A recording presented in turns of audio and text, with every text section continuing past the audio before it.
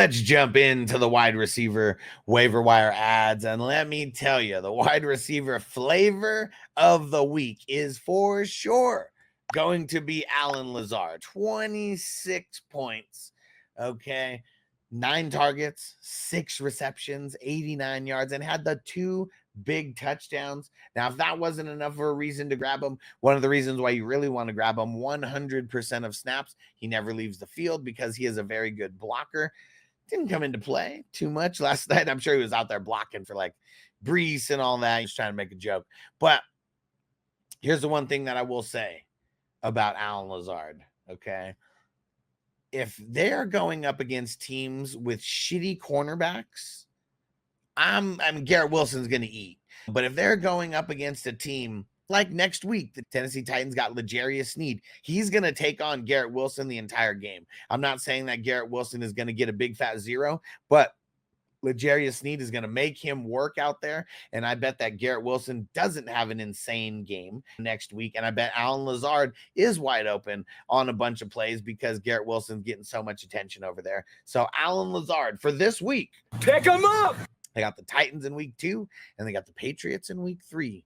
So Allen Lazard, you could do a lot worse than, and he's the flavor of the week. He's the flavor of the week. If someone needs a wide receiver, they are going for this guy. So I would say go for this guy, drop someone, maybe potentially trade this person.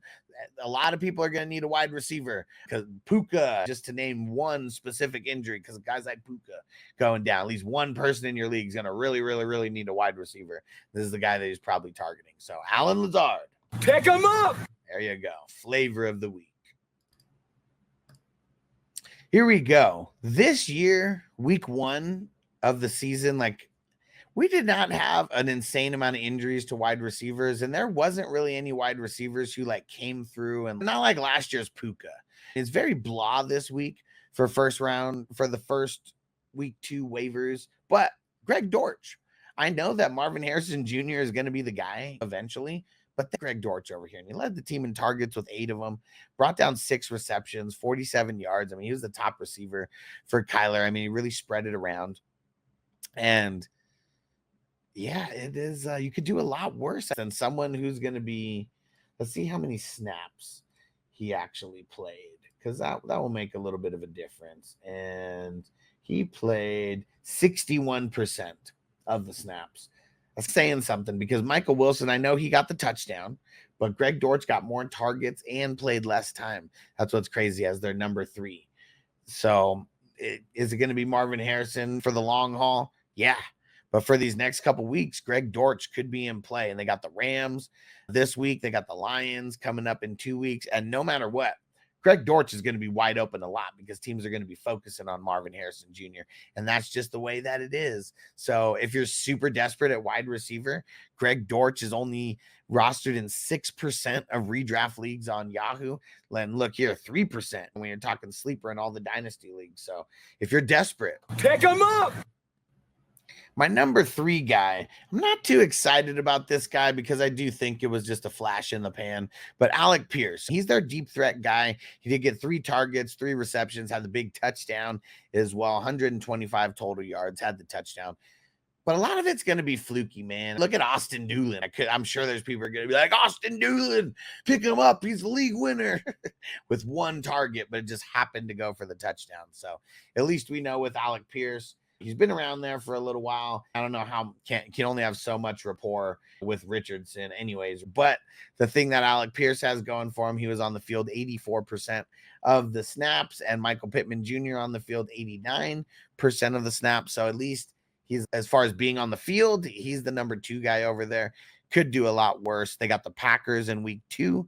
They got the Bears in week 3. So one of the things that I will say about the Packers, they got Packers got Jair Alexander, and he's going to be all over Michael Pittman Jr., so that could open some things up for Alec Pierce as well. And then you got the Bears in week 3. You got a really tough secondary. But either way, if you're desperate at wide receiver, pick them up, because there's not a lot out there right now. There's really not. I got 2 more wide receivers to talk about here, both on the same team, and both are potential Puka replacements. Both of them had 7 targets. So the first guy, Tyler Johnson, a little bit more available than Demarcus Robinson. He's going to be the second guy to talk about. Tyler Johnson, only 1% rostered, and he had 7 targets, 5 receptions, 79 yards. Got the Cardinals in week 2, got the 49ers in week 3. If you have Puka, this is one of the guys that you should be trying to go and get because he got 7 targets like right away. So they're going to be spreading the ball around no matter what. And maybe one week is Tyler Johnson, maybe one week is Demarcus Robinson. But I like Tyler Johnson. He was getting a little bit more. The average depth of target was a little bit bigger for him. So if I had to pick one of them, it'd probably be Tyler Johnson. But I know Demarcus Robinson he was the guy. If they were ever missing one guy, he was the guy last year. And Robinson didn't have a great game, but he did have the 7 targets. He had 4 receptions, 42 yards. So not too shabby. And really, it's all about trying to replace someone like Puka. So there you have it. There's all the wide receivers for this week's waiver wire pickup. And if you didn't see the running back video or the quarterback video, go check those out because they're popping up right now. Click one of the other videos. Click it.